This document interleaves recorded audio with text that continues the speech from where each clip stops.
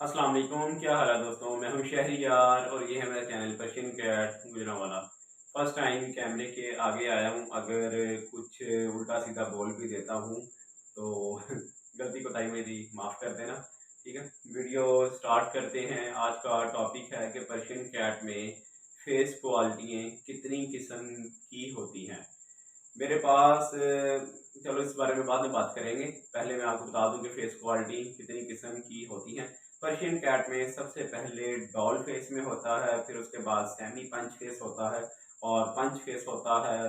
फिर उसके बाद एक्सट्रीम पंच होता है, पीकी फेस होता है, फिर उसके बाद माशाल्लाह सीएफए होता है। ठीक है, ये तकरीबन माशाल्लाह 6 क्वालिटी हैं इनकी फेस की।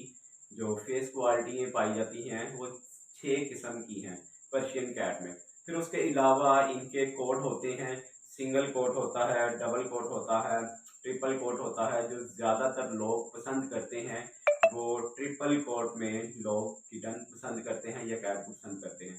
और जो रेगुलर ब्रीड है वो डॉल फेस में है, सेमी पंच फेस में है।